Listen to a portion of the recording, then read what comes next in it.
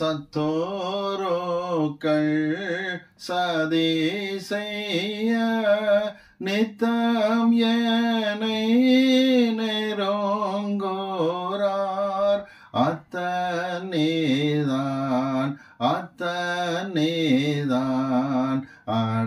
அடைக்கலும்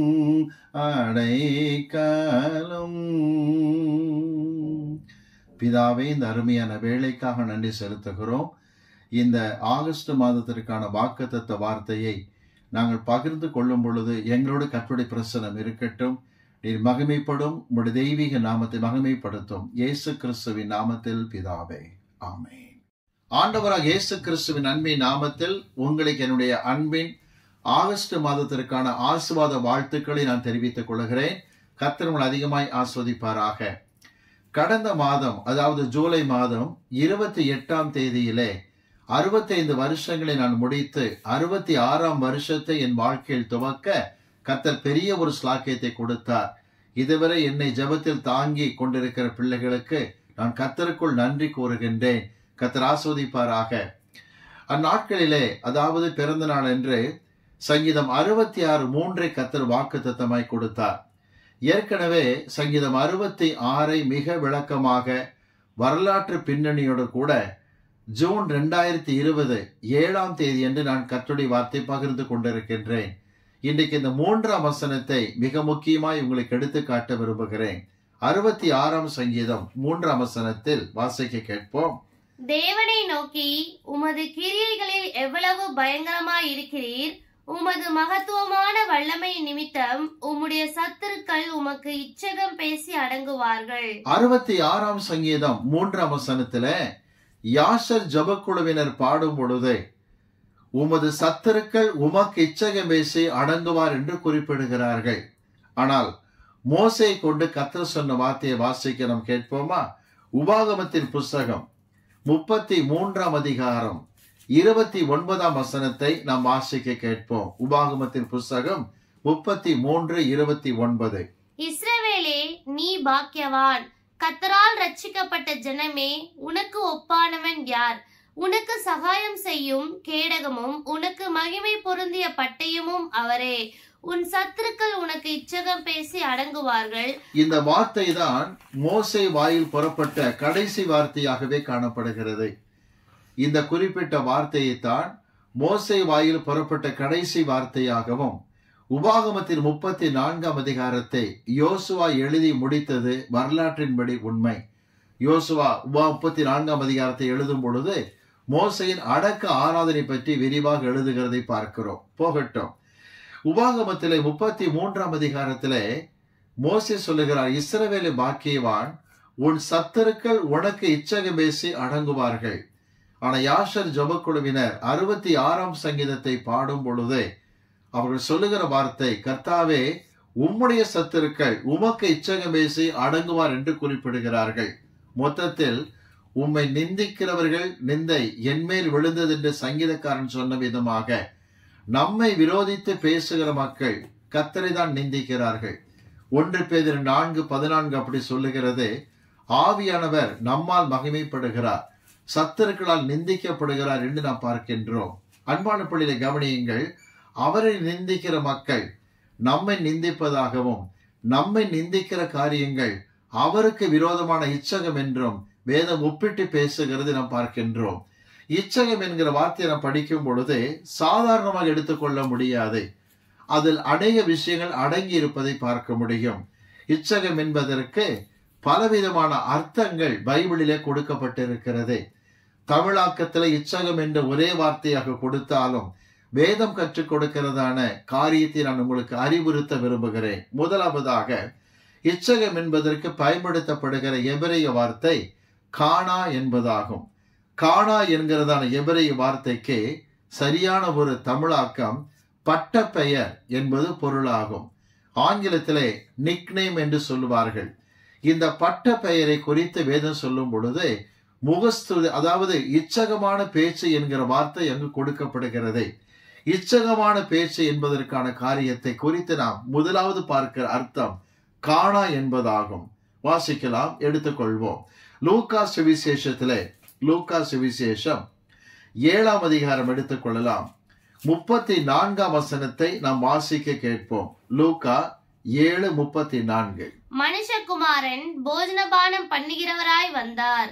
அதற்கு நீங்கள், இதோ போஜன பிரியனும் மதுபான பிரியனுமான மனுஷன், ஆயக்காரருக்கும் பாவிகளுக்கும் சிநேகிதன் என்றீர்கள். ஆண்டவருடைய நடவடிக்கையை பொறுத்து இந்த வார்த்தையை பேசுகிறார்கள். என்ன நடவடிக்கை? புறஜாதி மக்களோடு பழகினார், எல்லாரையும் நேசித்தார். உடனே அவருக்கு என்ன பெயர் வந்தது?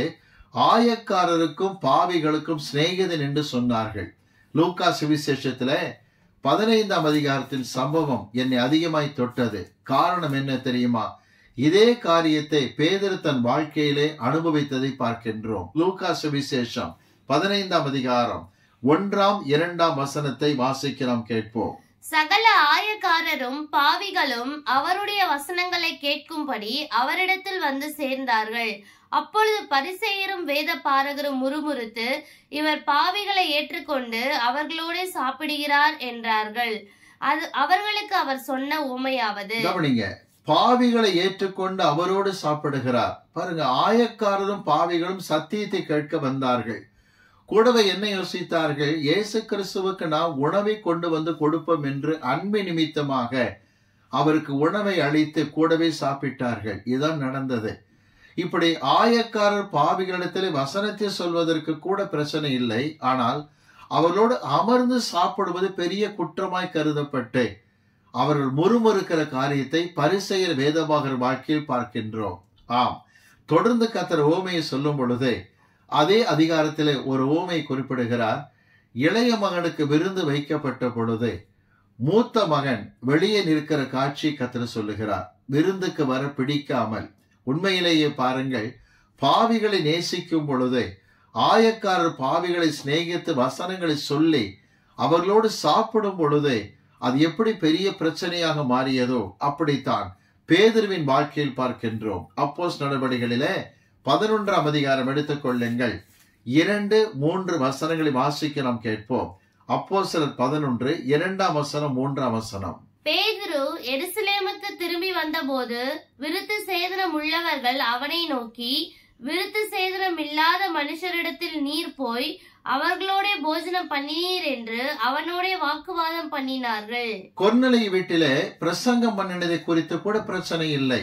ஆனால் அந்த கொர்நேலியு வீட்டில் தங்கி சாப்பிட்டது பெரிய பிரச்சனையாக மாறுகிறதை பார்க்கின்றோம். வைராக்கியமுள்ள யூதர்கள் ஜாதி வைராக்கியத்தால் இப்படிப்பட்ட காரியத்தை செய்கிறதை பார்க்கிறோம்.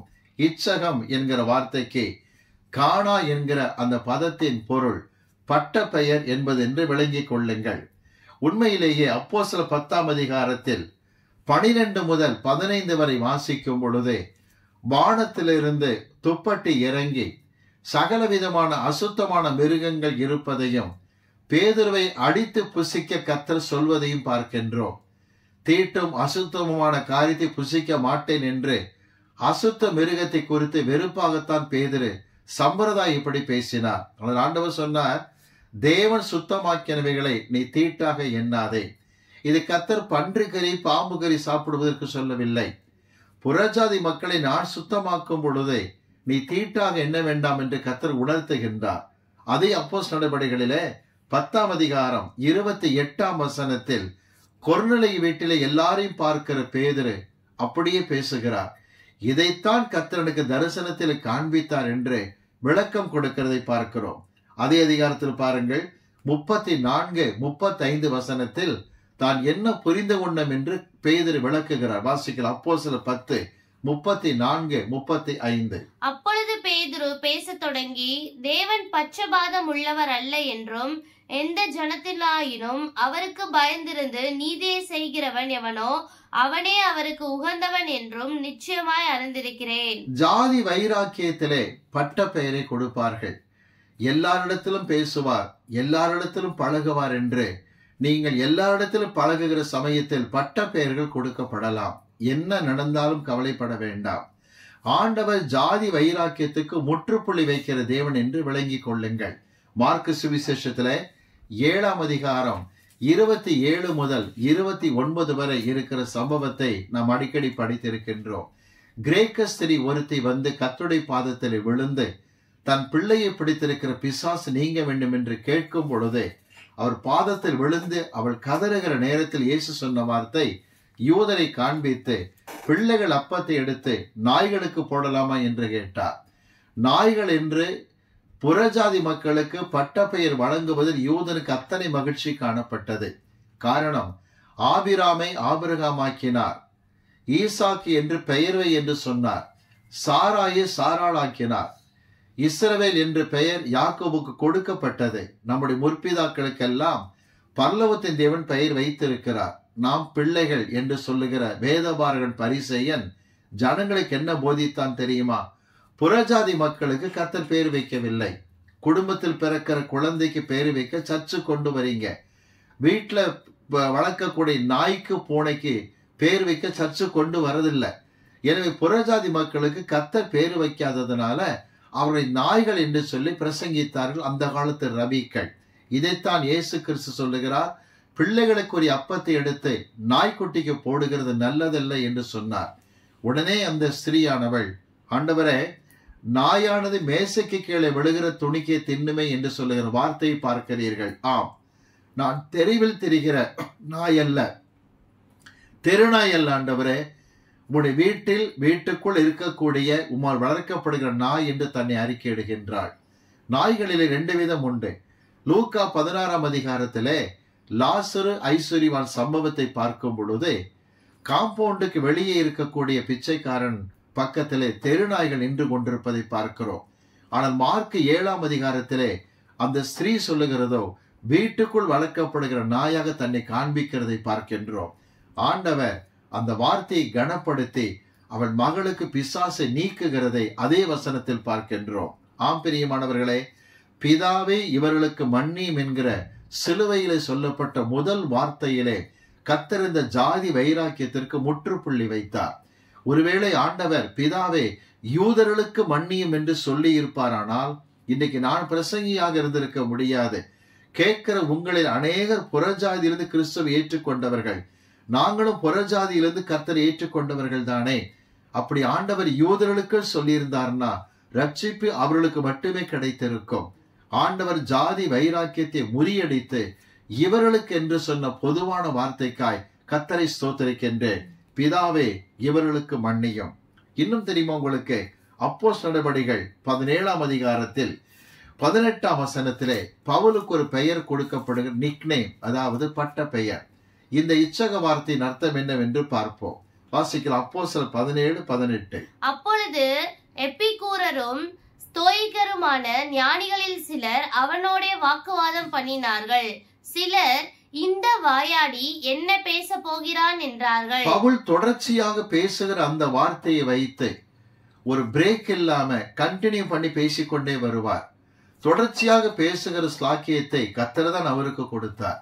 இந்த ஸ்லாக்கியத்தை பார்த்து அவர்கள் வாயாடி என்கிற பெயரை வைத்தார்கள். என கண்பானவர்களே, நமக்கும் கூட கர்த்தருடைய வார்த்தை அறிவிக்கிற நடவடிக்கைகளை பார்த்து பல பட்ட பெயர்களை வைக்கலாம். பைபிள் பைத்தியம் என்று பெயர் வைக்கலாம், வேதாகம கிறுக்கன் என்று பெயர் வைக்கலாம்.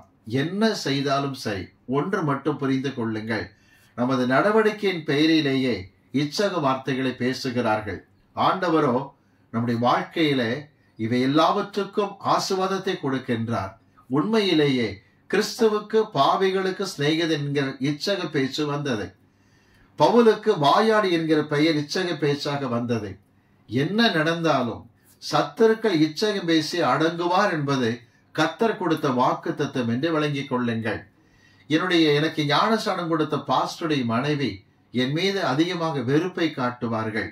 பிரசங்கின் புஸ்தகத்திலே 1ஆம் அதிகாரம் 18ஆம் வசனத்திலே அறிவு பெருத்தவன் நோவு பெருத்தவன், பிரசங்கி 12:12 வாசிக்கும் பொழுது இந்த வசனங்கள் எல்லாவற்றையும் வைத்து என்ன திரும்ப சொல்லுவாங்க? பிரசங்கி 1:18, 12 வசனத்தை வைத்து கொண்டு எனக்கு அவங்க வச்சிருந்த பேர் அறிவு பெருத்தவன் என்று சொல்வார்கள். அடிக்கடி நான் கொஞ்சம் பலகீனமாக இருந்தேன் என்னுடைய வாலிப பருவத்திலே. உடனே சொல்லுவாங்க, அறிவு பெருத்தவன் நோவு பெருத்தவன். எல்லாருக்கும் தலையில மட்டும்தான் மூளை இருக்கும், இந்த பிரேம்குமாருக்கு உடம்பெல்லாம் மூளை, அதான் இப்படி இருக்கான்னு சொல்லுவாங்க. அன்பானவர்களே, நம்முடைய நடவடிக்கைகளை வைத்து பேச்ச வைத்து 1000 பட்ட பெயர் கொடுத்தாலும் வேதம் சொல்லுகிறது சத்துருக்கள் இச்சகம் பேசி அடங்குவார் என்று கர்த்தர் வாக்குத்தத்தம் கொடுக்கின்றார். இரண்டாவது குறிப்புக்கு வருகிறேன். இந்த இச்சகம் என்கிற வார்த்தைக்கு இருக்கிற அடுத்த வார்த்தை, அதாவது எபிரேய வார்த்தை காலாக் என்பதாகும். காலாக் என்கிற வார்த்தைக்கு பொருள் என்ன தெரியுமா? பிரிவினையை தூண்டக்கூடிய வகையிலே பேசுதல் என்பதாகும். பிரிவினையை தூண்டக்கூடிய வகையிலே உருவாக்குகிற பேசுதான் காலாக் என்று சொல்லப்படும். புறஜாதி மக்கள் விஷயத்திலும் சரி, யூதர் விஷயத்திலும் சரி, கர்த்தர் சமமாகத்தான் நடந்து கொண்டார். பிரமாணத்தை ஈக்குவலாக பேசி கொண்டு வந்தார். ஆனால் அந்நாட்களிலே ஒரு காரியம் நடந்தது. இயேசு கிறிஸ்து உலகத்திலே வருவதற்கு பல ஆண்டுகளுக்கு முன்பதாக 2 ரபிக்கள் காணப்பட்டார்கள். ஒருவர் பெயர் ஹில்லல் என்பதாகும், மற்றவர் பெயர் ஷம்மா என்பதாகும். ஹில்லல் ஷம்மா என்கிற 2 ரபிக்களும் ஒருவருக்கொரு எதிர்த்து பேசிக் கொண்டுதான் உபன்யாசத்தை செய்வார்கள். ஹில்லல் சொல்வதை ஷம்மாய் மறுப்பார், ஷம்மாய் சொல்வதை ஹில்லல் மறுக்கிற காரியம் உண்டு. உதாரணமாக எடுத்துக்கொண்டால், ஹில்லல் புறஜாதிகளை நேசிக்கும்படிக்கு சொல்லுவார், ஷம்மாய் புறஜாதி மக்களை வெறுக்கும்படிக்கு போதிப்பார். அவனோட ஆச்சரியம் என்ன தெரியுமா? ஹில்லல் வழியே கற்பிக்கப்பட்டவர் தான் பவுல் அப்போஸ்தலர் என்று விளங்கிக் கொள்ளுங்கள். பவுலுடைய ஆசிரியராகிய கமாலியேல் ஹில்லல் வழியே வந்தவர் என்று விளங்கிக் கொள்ளுங்கள். இந்த குறிப்பிட்ட ஹில்லல் சொல்லுகிற வார்த்தை என்ன தெரியுமா? மனைவியானவளை சின்ன ஒரு பிரச்சனைக்கும் விவாகரத்து பண்ணலாம் என்கிறதான காரியத்தை போதித்தவர் ஹில்லல். ஹில்லலுடைய கோட்பாடுகளை குறித்து சரித்திரம் என்ன சொல்லுகிறது என்றால், மனைவி அன்றைக்கு காலையிலே பல்வழக்க மறந்தாலும் டைவர்ஸ் கொடுத்து விடலாம், மனைவி தலையிலே பேன் ஓடினாலும் டைவர்ஸ் கொடுக்கலாம் என்பது போலத்தான் ஹில்லல் சட்டங்கள் இருக்கும். ஆனால் ஷம்மாய் சொல்வார், வேசித்தன வாழ்க்கையை அவள் நடத்தினால் டைவர்ஸ் கொடு என்கிற காரியத்தை போதித்தார். இப்ப இந்த ரபிக்கள் 2 கட்சியாக பிரிந்தார்கள், ஹில்லல் பார்ட்டி, ஷம்மாய் பார்ட்டி என்று. இப்பொழுது இயேசுவை சோதிக்க, ஒரு பிரிவினை உண்டாக்க என்ன கேட்டார்களாம்? மத்தேயு சுவிசேஷம் 19ஆம் அதிகாரம் 3ஆம் வசனம் துவக்கி 5ஆம் வசனம் வரை பார்க்கும் பொழுது, மத்தேயு 19 3 முதல் 5 வசனத்திலே அவரை சோதிப்பதற்காய் கேட்டார் என்று வேதம் சொல்லுகிறது. வாசிங்க 3ஆம் வசனம். அப்பொழுது பரிசேயர் அவரை சோதிக்க வேண்டும் என்று அவரிடத்தில் வந்து, புருஷனானவன் தன் மனைவியை எந்த முகாந்திரத்தினாகிலும் தள்ளிவிடுவது நியாயமா என்று கேட்டார்கள். கொஞ்சம் கவனிங்க, அவரை சோதிக்கிறார்கள். இவர் ஹில்லல் கட்சிக்காரரா ஷம்மாய் கட்சிக்காரரா என்று சோதிக்கிறார்கள். மொத்தத்தில் வேதத்தை மறந்து விட்டார்கள். ஹில்லல் ஷம்மாய் பிரிவினை என்கிற காரியம் உண்டாயிற்று. இயேசுவையும் கூட பேச்சில் அகப்படுத்தி கட்சி பிரிவினை காட்டுவதற்கு முயற்சித்தார்கள். ஆனால் ஆண்டவர் பாருங்கள், தொடர்ந்து வருகிற வசனத்தை பார்க்கும் பொழுது வேதத்தில் அப்படி இல்லை. கர்த்தர் ஆதி முதல் என்ன சொன்னார் என்று நியாய பிரமாணத்துக்கு திரும்ப கொண்டு வருகிறதை பார்க்கின்றோம். போக போக பிரிவினை உண்டாயிற்றே தவிர வேதத்தை மறந்தார்கள். ஆண்டு சொல்லுகிறார், ஆதி முதலாய் அப்படி இருக்கவில்லை. நீங்கள் கட்டாயப்படுத்தியதால் மோசே தள்ளுதல் சீட்ட காரியத்தை அனுமதித்தாரே தவிர வேசித்தன முகாந்தரத்தினால் மனைவியை தள்ளி விடுகிறவன் தான் நியாயமாய் செய்கிறான். அதே சமயத்திலே மனைவியை தள்ளிவிட்டு இன்னொருத்தை விவாகம் பண்ணுகிறவன் சொல்லுகிறாரே, இன்னொருத்தைய கல்யாணம் பண்ணுவதற்காக மனைவிக்கு டைவர்ஸ் கொடுக்கிறவன் தான் தப்பு செய்வதாய் கர்த்தர் சொன்னார். இப்பொழுது பரிசேயர் வேதப்பார் வாயடைத்து போனார்கள். எதற்காக இந்த சோதனை பண்ணினார்கள்? ஹில்லல் பிரிவா ஷம்மாய் பிரிவா என்று காட்டுவதற்கு. இதற்கு நமக்கு கொடுக்கப்பட்டிருக்கிற வேத விளக்கமானது காலாக் என்பதாகும். பிரிவினை வாதத்தோடு பேசுகிற வார்த்தைகள். என கண்பானவர்களே, சில சமயத்தில் சத்துருக்கள் பிரிவினை உண்டாக்குவதற்கு பேசுவார்கள். கலங்க வேண்டாம், கிறிஸ்துவை நோக்கி அப்படித்தான் பேசினார்கள். நமக்கு விரோதமாய் பேசுவதற்கு வாய்ப்பு உண்டு என்று விளங்கிக் கொள்ளுங்கள். சங்கீதத்தில் இந்த வசனம் தெளிவாக இருக்கிறது. 5ஆம் சங்கீதம் 9ஆம் வசனத்தை நாம் வாசிக்க நாம் கேட்போமா? சங்கீதம் 5:9 வாசிக்க நாம் கேட்போம். அவர்கள் வாயில் உண்மை இல்லை, அவர்கள் உள்ளம் கேடுபாடுள்ளது, அவர்கள் தொண்டை திறக்கப்பட்ட பிரேத குழி, தங்கள் நாவினால் இச்சகம் பேசுகிறார்கள். தன்னுடைய மகனாகிய அப்சலோமால் துரத்தப்பட்டு காட்டுக்குள் அலைந்து கொண்டிருந்த தாவீதை வனாந்தரத்தில் பாடி 5ஆம் சங்கீதத்தில் சொல்லுகிறார், அவர்கள் வாயிலே உண்மை இல்லை, இச்சகமான வார்த்தைகளை பேசுவதாக அறிவிக்கிறார். எதற்கு? பிரிவினை உண்டாக்க. ஞாபகம் இருக்கிறதா? அப்சலம் என்கிற தாவீதின் குமாரன் தாவீதை சந்திக்க வருகிற மக்களை கட்டித்தலை முத்தம் செய்து, என்னை நீதிபதியாக வைத்தால் நலமாயிருக்கும் என்கிற வார்த்தையை பேசி பிரிவினைத்தான் உண்டாக்கினான். இந்த காரியத்தை தாவீது சொல்லுகிற அந்த வார்த்தை எபிரேய மொழியில் சொல்லும் பொழுது காலாக் என்று பதிவாகி இருக்கிறது. அதாவது பிரிவினை உண்டாக்குவதற்காய் பேசுகிற வார்த்தை. வாசிக்கலாம். 36ஆம் சங்கீதம் எடுத்துக் கொள்ளலாம். 2ஆம் வசனத்தை வாசிக்க நாம் கேட்போமா? சங்கீதம் 36 2ஆம் வசனத்தை வாசிக்க நாம் கேட்போம். அவன் தன் அக்கிரமம் அருவருப்பானதென்று காணப்படும் அளவும் தன் பார்வைக்கு ஏற்றபடி தனக்கு தானே இச்சகம் பேசுகிறான். சில சமயத்தில் துன்மார்க்கர் தங்களுக்குள்ளேயே பிரிவினையான எண்ணங்களை வளர்த்து கொண்டு பேசுவார்களாம், யாரை எப்படி பிரிக்கலாம் என்று. இங்கும் கூட எபிரேய மொழியிலே காலாக் என்கிற பதம் பயன்படுத்தப்படுகிறது. பிரிவினை என்பதை குறிக்கிறது. 1 சாமுவேல் 20ஆம் அதிகாரத்திலே 30-31 வசனங்களை வாசிக்கும் பொழுது 1 சாமுவேல் 20-30-31 வசனங்களை படிக்கும் பொழுது சவுல் தன் மகன் யோனத்தானை பார்த்து சொல்லுகிறார். யோனத்தான், ஈசாயின் மகனாகிய தாவீது உயிரோடு இருக்கிற வரைக்கும் நீ ராஜாவாக வரப்போவதில்லை என்று சொன்னார். அவ்வளவுதான். இந்த மகன் யோனத்தான் வாழ்க்கையிலே மனதிலே பதிந்தது. தாவீதை குறித்து நல்ல நேசித்து கொண்டிருந்த யோனத்தான் பிரிவினையை தனக்குள் வளர்த்து கொண்டான் என்று வேதத்திலும் சரித்திரத்திலும் ஆதாரம் உண்டு. இதன் விளைவாகத்தான் 1 சாமுவேல் புஸ்தகத்திலே 18ஆம் அதிகாரம் 1ஆம் வசனம் சொல்லுகிறது, தாவீதும் யோனத்தானும் பிராண சிநேகிதர்களாக, ஆத்தும சிநேகிதர்களாய் காணப்பட்டார்கள். ஆனால் இச்சகம் பேசுகிற வாயை உடைய சவுல் பிரிவினை உண்டாக்குகிறவனாய் காணப்பட்டான். வாசிக்கலாமா? நீதிமொழி புஸ்தகத்திலே 16ஆம் அதிகாரம் 28ஆம் வசனம் என்ன சொல்லுகிறது? நீதிமொழி 16:28. மாறுபாடு உள்ளவன் சண்டையை கிளப்பி விடுகிறான், கோல் சொல்லுகிறவன் பிராண சிநேகிதரையும் பிரித்து விடுகிறான். கவனிங்க, கோல் சொல்லுகிறவன் பிராண சிநேகிதரை பிரிப்பான். யோனத்தான் தாவீது பிராண சிநேகிதராக இருந்தார்கள். இந்த சவுலின் வார்த்தை அதை பிரித்தது. இதைத்தான் நீதிமொழி 16:28 சாலமோன் குறிப்பிடுகிறதை பார்க்கின்றோம். அன்பானவர்களே, சில சமயத்திலே பிரிவினை உண்டாக்குவதற்காக பேசுகிறதான காரியங்கள் உண்டு. நீங்கள் எடுத்து வாசிக்கும்படி கேட்டுக்கொள்கிறேன். யோவான் சுவிசேஷத்திலே 17ஆம் அதிகாரம், யோவான் 17ஆம் அதிகாரம் எடுத்துக்கொள்வோம். அதிலே 21-22 வசனத்தை வாசிக்க நாம் கேட்போமா? யோவான் 17ஆம் அதிகாரம் 21-22. அவர்கள் எல்லோரும் ஒன்றாயிருக்கவும், பிதாவே, நீர் என்னை அனுப்பினதை உலகம் விசுவாசிக்கிறதற்காக நீர் என்னிலேயும் நான் உம்மிலேயும் இருக்கிறது போல அவர்கள் எல்லோரும் நம்மில் ஒன்றாயிருக்கவும் வேண்டிக் கொள்ளுகிறேன். நாம் ஒன்றாயிருக்கிறது போல அவர்களும் ஒன்றாயிருக்கும்படி. இயேசு தம்முடைய ஜெபத்திலே தம்முடைய பிள்ளைகள் ஐக்கியமாக இருக்கத்தான் ஜெபித்தார். பிரிவினைக்காய் கர்த்தர் ஜெபிக்கவே இல்லை என்று விளங்கிக் கொள்ளுங்கள். ஆக பிரிவினையை பேசுகிற பேச்சு அதுவும் இச்சகம் என்றுதான் வேதம் நமக்கு சொல்லுகிறதை பார்க்கின்றோம்.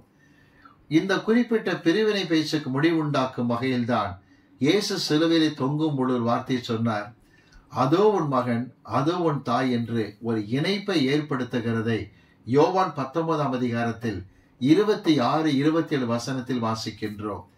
அவர் ஸ்திரீயை, தம்முடைய தாயை பார்த்தார். அதோ உன் மகன் என்று யோவானை குறித்து பேசினார். யோவானை பார்த்தார். அதோ உன் தாய் என்று மரியாதை குறித்து பேசினார். ஆண்டவர் பிரிவினை விரும்புகிற தேவன் அல்ல, ஐக்கியத்தை விரும்புகிற தேவனாக இருக்கின்றார். பிரியமான பிள்ளைகளே, சத்துருக்களுக்கு எச்சரிக்கையாக இருங்கள். உங்களை யார் அதிகமாய் நேசிக்கிறார்களோ, உங்களுக்காய் பாரத்தோடு ஜெபிக்கிறார்களோ, அவர்களுக்கும் உங்களுக்கும் பிரிவினை உண்டாக்க பல வார்த்தைகளை பேசுவார்கள். நாம் தான் கவனமாக இருக்க வேண்டும். இன்றைக்கு எத்தனையோ சபை போதகர்களுக்கும் விசுவாசிகளுக்கும் இடையே பிரிவினை உண்டாக்குகிற சத்துருக்கள் இருக்கிறார்கள். நல்ல விதமாக போதகர் ஊழியம் செய்து கொண்டிருந்தாலும் தவறான காரியங்களை பேசி போதகருக்கு விசுவாசிக்கு மனஸ்தாபத்தை ஏற்படுத்தி சந்தேகங்களை உருவாக்குகிற சத்துருக்களை குறித்து வேதம் சொல்லுகிறது, இச்சகம் பேசி அடங்குவார் என்று காட்டப்பட்டிருக்கிறது. 3வது குறிப்புக்கு நான் வர விரும்புகின்றேன். 3வதாக சொல்லப்பட்ட வார்த்தை எபிரேய மொழியிலே கெல்கா என்பதாகும். கெல்கா என்பது தமிழிலே முகஸ்துதி என்று கொடுக்கப்பட்டிருக்கிறது. ஆனால் இது இச்சகம் என்றுதான் காட்டப்படுகிறது. இச்சகமான வார்த்தையிலே ஒரு முக்கியமான கருத்து முகஸ்துதியாக பேசுகிற காரியம் என்று விளங்கிக் கொள்ளுங்கள். மத்தேயு சுவிசேஷம் 22ஆம் அதிகாரத்தில் 15 முதல் 18 வரை இருக்கிற வசனத்தை வாசிக்கும் போது மத்தேயு 22 15 முதல் 18 வரை வாசிக்க நாம் கேட்போம். அப்பொழுது பரிசேயர் போய் பேச்சிலே அவரை அகப்படுத்தும்படி யோசனை பண்ணி தங்கள் சீஷரையும் ஏரோதியாரையும் அவரிடத்தில் அனுப்பினார்கள். அவர்கள் வந்து, போதகரே, நீர் சத்தியம் உள்ளவர் என்றும் தேவனுடைய மார்க்கத்தை சத்தியமாய் போதிக்கிறவர் என்றும் நீர் முகதாட்சிணியம் இல்லாதவர் ஆகையால் எவனை குறித்து உமக்கு கவலை இல்லை என்றும் அறிந்திருக்கிறோம். ஆதலால் உமக்கு எப்படி தோன்றுகிறது? ராயனுக்கு வரி கொடுக்கிறது நியாயமோ அல்லவோ என்று அதை எங்களுக்கு சொல்லும் என்று கேட்டார்கள். இயேசு அவர்கள் துர்க்குணத்தை அறிந்து, மாயக்காரரே, நீங்கள் இயேசு கிறிஸ்துவை புகழ்ந்து பேசுகிறார்கள். சத்தியம் உள்ளவர், எவரை குறித்து கவலை இல்லை, பாரபட்சமாய் பேச மாட்டேன் எல்லாம் சொல்லி அங்க ஒரு நைஸா ஒரு தந்திரமான ஒரு காரியத்தை பண்றாங்க. ராயனுக்கு வரி கொடுக்கிறது நியாயமா இல்லையா? இதுதான் முகஸ்துதி என்பதை நல்ல புகழ்ந்து பேசுற மாதிரி பேசி அரசாங்கத்துக்கும் அவருக்கும் ஒரு பிரச்சனை உண்டாக்குவதற்காக இந்த குறிப்பிட்ட கெல்கா முகஸ்துதியை பேசுகிறதை பார்க்கின்றோம். அன்பானவர்களே, ராயனுக்கு வரி கொடுக்கிற விஷயத்தில் இயேசு மிக அழகாக சொன்னார். வரி காசை காண்பிக்கும்படி சொன்னார். சுருவம் மேலெழுத்து யாருடையது என்று கேட்டார்.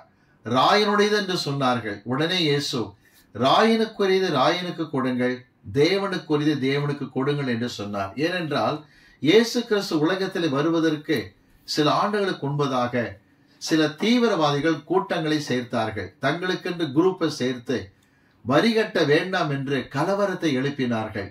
அப்படி இயேசு கிறிஸ்து கலவரக்காரர் என்று காட்டுவதற்கு முகஸ்துதியான வார்த்தை பேசினார்கள். ஆனால் இயேசு சொன்ன பதிலெல்லாம் பிலாத்துவுக்கு அறிவிக்கப்பட்டாயிற்று. எனவே தான் கிரேக்க மொழியில் இப்படி அழகாய் கொடுக்கப்படுகிறது.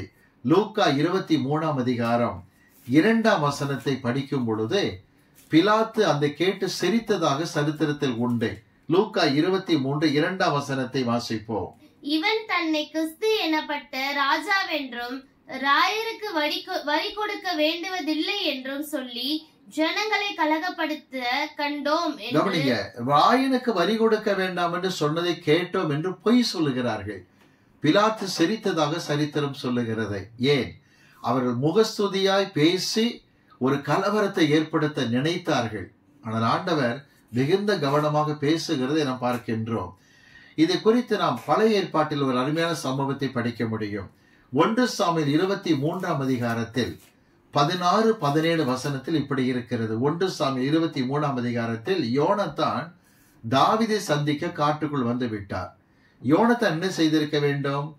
தன் தகப்பன் சவுலால் கொலை செய்யப்பட்ட அபியத்தாரின் பெற்றோரை குறித்து துக்கம் விசாரித்திருக்க வேண்டும். அபியத்தார், என் தகப்பன் 85 ஆசாரியரை கொன்று விட்டார், உன் குடும்பமே அழிக்கப்பட்டு விட்டது என்று வருத்தத்தை தெரிவித்திருக்க வேண்டும். ஆனால் யோனத்தான் சொன்ன வார்த்தையை பாருங்களேன்.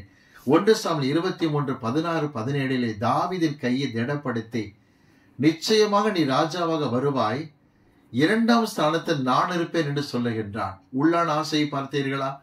1 சாமுவேல் 20 அதிகாரத்திலேயே சவுல் பிரிவினை உண்டாக்கி விட்டான். தாவீது இருக்கிற வரைக்கும் நீ ராஜாவாக வரமாட்டாய் என்று தேவனுக்குள் திடப்படுத்துகிறதாக வார்த்தையை கூறி உடன்படிக்கை பண்ணி, நீ ராஜாவாக வருவாய், உனக்கு அடுத்த ஸ்தானத்தில் இருப்பேன் என்று நயவஞ்சகமாக பேசினான். இந்த பேச்சுக்கு பிறகுதான் தாவீது 2 சங்கீதங்களை பாடினார். வாசிக்க கேட்போம். 12ஆம் சங்கீதம் 2ஆம் 3ஆம் வசனத்தை வாசிக்க கேட்போம். 12ஆம் சங்கீதம் 2ஆம் வசனம் 3ஆம் வசனத்தை வாசிக்க நாம் கேட்போம். அவரவர் தங்கள் தோழரோடே போய் பேசுகிறார்கள், இச்சக உதடுகளால் இருமனதாய் பேசுகிறார்கள். இச்சகம் பேசுகிற எல்லா உதடுகளையும் பெருமைகளை பேசுகிற நாவையும் கர்த்தர் அறுத்து போடுவார். உண்மையிலே தாவீது வேதனையோடு சொல்லுகிறார், என்னை பார்த்து இச்சகமான வார்த்தை பேசிவிட்டு போய்விட்டான் நண்பன் என்று வேதனையோடு சொல்லுகின்றார். 28ஆம் சங்கீதத்தையும் அப்பொழுதுதான் பாடினார். 28ஆம் சங்கீதம் 3ஆம் வசனத்தை வாசிக்க கேட்போம். வசனம் 3. அயலானுக்கு சமாதான வாழ்த்துதலை சொல்லியும் தங்கள் இருதயங்களில் பொல்லாப்பை வைத்திருக்கிற துன்மார்க்கரோடும் அக்கிரமக்காரரோடும் என்னை வாரிக்கொள்ளாதேயும். தாவீது அழுகிறார், ஆண்டவரே, அயலானுக்கு சமாதான வார்த்தையை சொல்லுகிறார்கள், உள்ளத்திலே கேடுபாடு இருக்கின்றது. எனக்கு அன்பானவர்களே, கெல்கா என்கிற முகஸ்துதிக்கு அர்த்தம் என்ன தெரியுமா? விளங்கி கொள்ளுங்கள். திரும்ப சொல்லுகிறேன். கெல்கா என்கிற முகஸ்துதிக்கு அடுத்தவனை வீழ்த்துவதற்காக பேசக்கூடிய முகஸ்துதியான வார்த்தை என்று விளங்கிக் கொள்ளுங்கள். எனவே தான் இந்த சம்பவங்களெல்லாம் வைத்து சாலமோன் ஞானி என்ன சொன்னார் தெரியுமா? நீதிமொழிகள் 29ஆம் அதிகாரம் 5ஆம் வசனத்தை வாசிக்க நாம் கேட்போம். நீதிமொழிகள் 29:5. பிறனை முகஸ்துதி செய்கிறவன் அவன் கால்களுக்கு வலையை விரிக்கிறான். இந்த சம்பவத்தை வைத்து சாலமோன் சொல்கிறார், பிறனுக்கு கெல்கா முகஸ்துதி செய்து இச்சகம் பேசுகிறவன் கால்களுக்கு வலையை விரிக்கிறான். பிரியமானவர்களே, உங்களை குறித்து புகழ்ந்து நிறைய பேசுறாங்கன்னா நீங்களும் கொஞ்சம் கவனமாகத்தான் இருக்க வேண்டும். சில பேரை கவனித்திருக்கிறேன், ஜெபம் பண்ண ஆரம்பிக்கும் பொழுதே தங்கள் கைகளை உயர்த்தி கொள்வார்கள். பிரேம்குமாரை சுற்றி பெரிய ஒளிவட்டத்தை பார்க்கிறேன். பிரேம்குமாருடைய பேண்ட்டுகளிலே மின்னல் தெரிக்கிறதை பார்க்கிறேன். பிரேம்குமார் ஷர்ட் பிரகாசமாய் இருப்பதை பார்க்கிறேன் என்று அளப்பார்கள். இப்படிப்பட்ட ஜிகனா ஜிமிக்கு வேலை காட்டுகிற நிறைய பேரை பார்த்திருக்கின்றேன். ஏதோ ஒரு நோக்கத்தோடு பேசி கவிழ்ப்பதற்காகத்தான் முயற்சி செய்வார்கள். நாம் தான் மிக மிக முக்கியமாக கவனமாக இருக்க வேண்டும் என்று விளங்கிக் கொள்ளுங்கள். நல்லது. இந்த முகஸ்துதியை குறித்து இன்னொரு வார்த்தையை சாலமோன் ஞானி சொல்லுகிறார். என்ன? அதாவது சற்று முன்பதாக சொன்னேன், கவிழ்ப்பதற்காக பேசுகிற பேச்சு முகஸ்துதி என்று சொன்னேன். நீதிமொழிகள் 6ஆம் அதிகாரம் எடுத்துக் கொள்ளுங்கள். மிக தெளிவாக இந்த பாவம் செய்கிற ஸ்திரீயை பற்றி சாலமோன் சொல்லுகிறார். வாசிக்கலாம். நீதிமொழிகள் 6:24 முதல் 26 வரை உள்ள வசனத்தை வாசிக்க கேட்போம். நீதிமொழி 6:24 முதல் 26. அது உன் துன்மார்க்க ஸ்திரீக்கும் இச்சகம் பேசும் நாவை உடைய பரஸ்திரிக்கும் விலக்கி காக்கும். இச்சகம் பேசுகிற நாவையுடைய பரஸ்திரி, கட்டளையை விளக்க வேதமை வெளிச்சம், போதக சிற்சிய ஜீவ வழி. பைபிளை நல்லா படி, வேதத்தை வாசி, தியானி. அது உன்னை இச்சகம் பேசுகிற நாவையுடைய பரஸ்திரிக்கு விலக்கி காக்கும் என்று சொல்லுகிறாரே, அவள் யார் என்று தொடர்ந்து சொல்கிறார். வாசிங்க பார்ப்போம். உன் இருதயத்திலே அவள் அழகை இச்சியாதே, அவள் தன் கண்ணிமைகளினால் உன்னை பிடிக்க விடாதே. வேசி நிமித்தம் ஒரு அப்ப துணிக்கையும் இறக்க வேண்டியதாய் இருக்கும். விபச்சாரியானவள் அருமையான உயிரை வேட்டையாடுகிறாள். ஒருவனுடைய பணத்தை பறிப்பதற்காக, அவன் செல்வத்தை சுரண்டுவதற்காக, விபச்சாரி வீழ்த்துவதற்காக பேசுவாள் என்று சாலமோன் ஞானி சொல்லுகிறதை பார்க்கின்றோம். முக்கியமான எச்சரிக்கை, முகஸ்துதி என்பதும் கூட இச்சகம்தான். சத்துருக்கள் முகஸ்துதியாக கிறிஸ்துவிடத்திலே பேசினார்கள். தாவீதிடத்திலே பேசப்பட்ட வார்த்தை முகஸ்துதியாக இருந்தது, வீழ்த்துவதற்காகத்தான். நாம் தான் மிகுந்த கவனமாக இருக்க வேண்டும். ஆக மூன்றாவது சொல்லப்படுகிற அர்த்தம் இச்சகம் என்பதற்கு முகஸ்துதி என்பதை விளங்கிக் கொள்ளுங்கள். 4வது குறிப்புக்கு நாம் வருகின்றோம். தானியேல் தீர்க்கதரிசியின் புஸ்தகம் 11ஆம் அதிகாரம் எடுத்துக் கொள்ளுங்கள். தானியேல் 11ஆம் அதிகாரம் 32ஆம் வசனத்தை வாசிக்க நாம் கேட்போம். தானியேல் 11:32ஆம் வசனத்தை பாருங்கள். 32. உடன்படிக்கைக்கு துரோகியா இருக்கிறவர்களை இச்சக பேச்சுகளினால் கள்ள மார்க்கத்தார் ஆக்குவான். தங்கள் தேவனை அறிந்திருக்கிற ஜனங்கள் தினங்கொண்டு அதற்கேற்றபடி செய்வார்கள். கொஞ்சம் கவனிங்க. தேவனுக்குள் யார் உறுதியாக இல்லையோ, தேவனை யார் சரியாக அறிந்து கொள்ளவில்லையோ, அவர்கள் இச்சக பேச்சுக்கு மயங்கி கள்ள போதனைக்கு இடம் கொடுப்பார் என்று தானியேல் புஸ்தகத்தில் வாசிக்கிறோம். தானியேல் 11:32 சொல்லுகிறது, இச்சக பேச்சு என்கிற வார்த்தை காலாக் லாக்கா என்று எபிரேய மொழி சொல்லுகிறது. காலாக் லாக்கா என்றால் நயவஞ்சகமாக பேசி கள்ள போதனை போதிப்பது என்று விளங்கிக் கொள்ளுங்கள். யார் இதில் விழுந்து போவாங்க தெரியுமா? கர்த்தருக்குள் நிலைத்திருக்காத மக்கள் விழுந்து போவார்கள். என்னை கேட்டுக்கொண்டு பிரியமான பிள்ளைகளே, தேவனோடு எப்பொழுதும் ஐக்கியத்தில் இருங்கள். வேத வாசிப்பு ஜெபத்திலே தவறவிட வேண்டாம். மிகுந்த கவனமாக இருங்கள். இல்லாவிட்டால், தேவனுக்குள் நீங்கள் நிலைத்திருக்காவிட்டால், தேவனை அறிகிற அறிவிலே குறைந்திருந்தால், இப்படிப்பட்ட கள்ள மார்க்கத்தார் இச்சக பேசினால் உங்களை இழுப்பதற்கு வாய்ப்பு உண்டு என்று விளங்கிக் கொள்ளுங்கள்.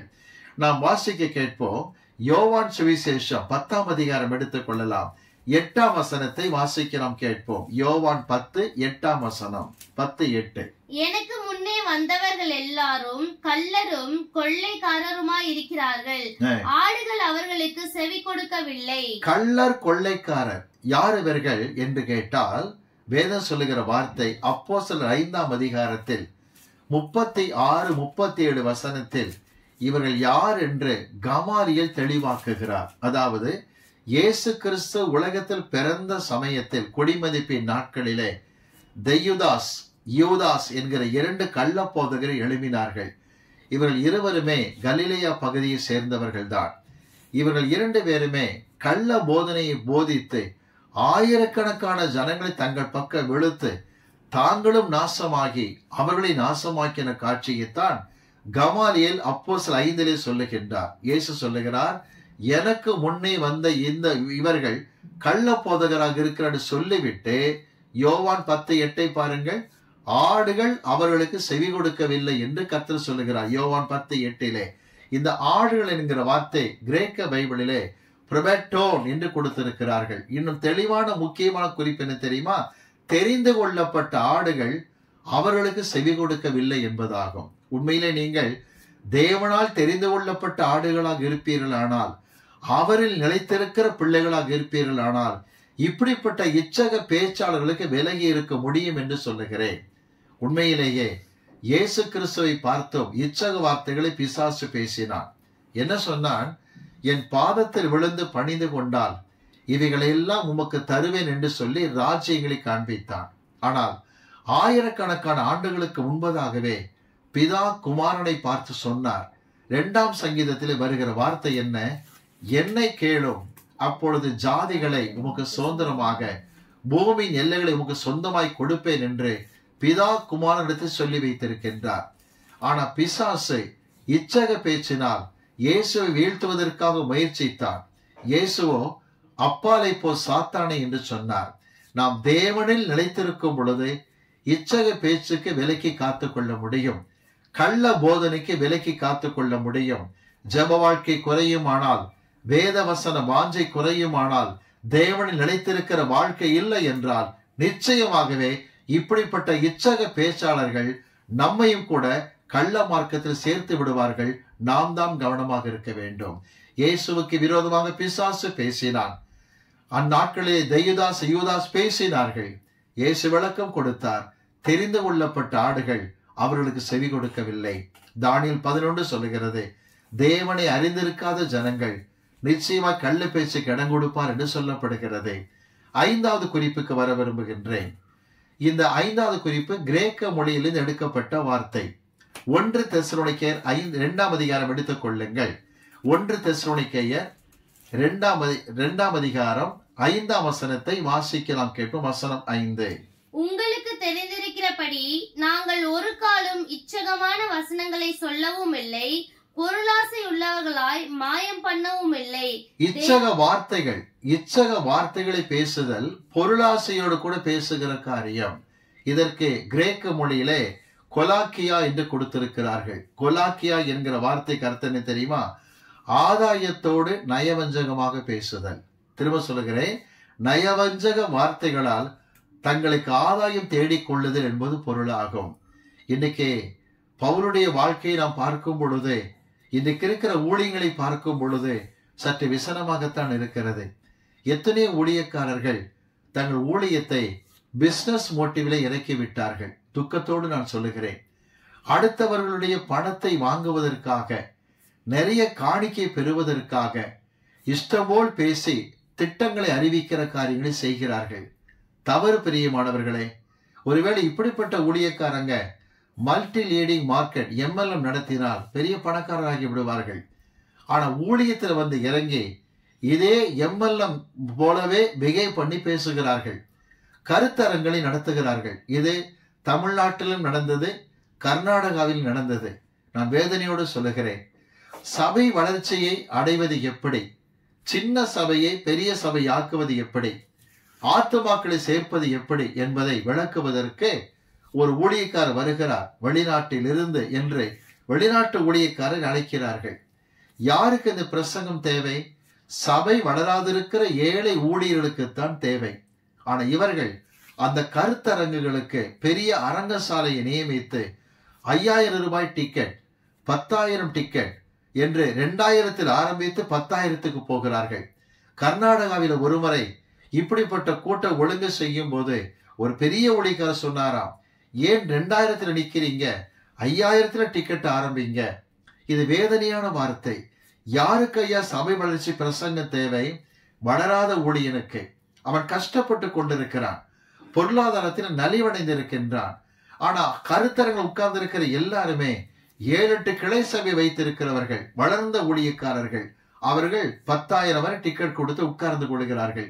எவ்வளவு வேதனை தெரியுமா? இதுதான் பவுல் சொல்லுகிற கொலாக்கியா என்கிறதான இச்சகமான பேச்சு என்று விளங்கிக் கொள்ளுங்கள். ஒருவேளை இயேசு கிறிஸ்துவுக்கு இந்த ஐடியா வரவில்லையோ என்று யோசிக்க வேண்டியதாக இருக்கிறது. திரள் கூட்டம் அவர் பின்னே சென்றது, எண்ணிக்கையே கிடையாது. ஆண்டவர் தலைக்கு இவ்வளவு டிக்கெட் என்று போட்டிருந்தால் இவ்வளவு கோடீஸ்வரனாகி இருப்பார். ஆனால் இந்த குறிப்பிட்ட பணக்கார பிச்சைக்காரர்கள் தான் இன்னைக்கு இப்படிப்பட்ட தவறான காரியத்தை செய்கிறார்கள். இதற்கு கர்த்தருக்கு கணக்கு கொடுத்தாக வேண்டும். சில பொருட்களை வைத்து ஜெபம் பண்ணி இதை வைத்துக்கள் வீட்டிலே ஆசீர்வாதம் இருக்கும் என்று சொல்வதெல்லாம் ஆதாயத்தை அடைவதற்காக என்று விளங்கிக் கொள்ளுங்கள். எனக்கு பிரியமானவர்களே, சிலரை கவனித்திருக்கிறேன். மட்டமான ரேட்டிலே, அதாவது குறைந்த விலையிலே காட்டன் துணி ரோலாக வாங்கி கொள்ளுகிறார்கள். அதை கர்ச்சி வடிவத்திலே ஸ்கொயராக கட் பண்ணி எம்ப்ராய்டரி போடுகிறார்கள். ஸ்டாம்பேட் இங்கிலே கை வைத்து அதை அப்படியே பிரிண்டாக வைக்கிறார்கள் அந்த கர்ச்சிப்பிலே. இதை ஜெபத்துணி என்று வியாபாரம் பண்ண ஆரம்பிக்கிறார்கள். இப்படி ஜெபத்துணி வியாபாரம் பண்ணுகிற இவர்கள் என்ன தந்திரம் செய்யறாங்கன்னா, ஒரு கர்ச்சிப் அவங்க எம்ப்ராய்டரி போட்டு பிரிண்ட் பண்ணி டெஸ்பாச் அனுப்புறதுக்கு அவங்களுக்கு ஆகிற செலவு வெறும் 50 ரூபாய்க்கு தான் வரும். ஆனா இதை வாங்குகிறவன் திரும்ப அவர்களுக்கு 500 ரூபாய் காணிக்கை அனுப்புகின்றான். இது எவ்வளவு பயங்கரமான வேதனையான காரியம் தெரியுமா? வாழ்க்கையில் நீங்கள் நிம்மதியாக இருக்க முடியாது. எச்சரிக்கையாய் சொல்லுகிறேன், தேவ ஊழியத்தை பிசினஸாக நடத்தக்கூடாது என்றுதான் பவுல் சொல்லுகிறார். 1 தெசலோனிக்கேயர் 2:5 வாசிக்கும் பொழுது, பொருளாசி உள்ளவர்களாய் மாய்மாலம் பண்ணவில்லை, இச்சக வார்த்தைகளை பேசவில்லை, கர்த்தரே அறிவார் என்கிற வார்த்தையை நாம் பார்க்கின்றோம். அன்பானவர்களே, இப்படிப்பட்டதான காரியங்களை குறித்து நாம் மிகுந்த கவனமாக இருக்க வேண்டும். இச்சகம் பேசி சத்துருக்கள் அடங்கட்டும். நாமோ கர்த்தரில் நிலைத்திருக்கிற பிள்ளைகளாக இருப்போம். தலைமணிக்கு பிரார்த்தனை செய்யலாம். ஆண்டு சமூகத்திலே நம்மை தாழ்த்தி கொடுத்து அவர் சமூகத்தை நோக்கி நாம் பார்ப்போம். Thank you Jesus. பிதாவே, இந்த அருமையான வேலைக்காக நன்றி செலுத்துகிறோம். நாங்கள் தியானித்த சத்தியங்களுக்காக உமக்கு நன்றி. கர்த்தாவே, எங்களுக்கு விரோதமாக ஜாதி வைராக்கியத்திலே அநேகர் பட்ட பெயர் வைத்தாலும் கூட சத்தர்கள் இச்சகை பேசி அணுகும் நாட்கள் சீக்கிரமாய் வரும். அதற்காக நன்றி செலுத்துகிறோம். தகப்பனே, பிரிவினை நோக்கத்தோடு யாராய் இச்சகம் பேசினால் கண்டு கொள்ளுகிற ஞானத்தை எங்களுக்கு தாரும். தெளிந்த அறிவை தாரும் அப்பா. ஐக்கியத்தை உடைக்க, ஃபெலோஷிப்பை உடைக்க, என்ன இச்சகம் பேசினாலும் அந்த சத்துருகள் இச்சகை பேசு ஒரு நாள் நிச்சயமாக அடங்கி போகும் அப்பா. அதற்காக உமக்கு நன்றி செலுத்துகிறோம். அன்பு தகப்பனே, முகஸ்துதியாக யாராக இச்சகம் பேசினால் கண்டு கொள்ளுகிற பகுத்தறிவு எங்களுக்கு தாரும். ஞான இருதயத்தை எங்களுக்கு தாரும் அப்பா. தேவனே, முகஸ்துதியாக பேசி எங்களை பலகீனப்படுத்த நினைக்கிற மக்கள் நிச்சயமாக அடங்கி போவார்கள் அப்பா. ஆண்டவரே, உமக்கு விரோதமாக இச்சகம் பேசுகிறவர்கள் அடங்குவார் என்று வேதத்திலே வாசிக்கிறோம். இஸ்ரவேலை பாக்கியவான், இச்சகம் பேசுகிற சத்துருக்கள் அடங்குவார் என்று சொல்லப்பட்டிருக்கிறது அப்பா. அன்பு தகப்பனே, ஆதாயத்திற்காக முகஸ்துதி பேசும் பொழுதும், அதே சமயத்திலே எங்கள் கள்ள மார்க்கத்தில் கொண்டு போக பேசும் பொழுதும் மிகுந்த கவனமாயிரு தப்பிக்கொள்ளத்தக்கதாக ஞானம் எங்கள் கூட இருக்கட்டும். ஆண்டவரே, சங்கீதம் 66:3 எங்களுக்கு நிறைவேற்றி கொடுத்தருளும். உபாகமத்தின் 33:29 நிறைவேற்றி தாரும் அப்பா. அற்புதத்தை செய்தருளும். அப்படி செய்கிறதற்காக உமக்கு நன்றி. இயேசு கிறிஸ்துவின் நாமத்தில் பிதாவே, ஆமென்.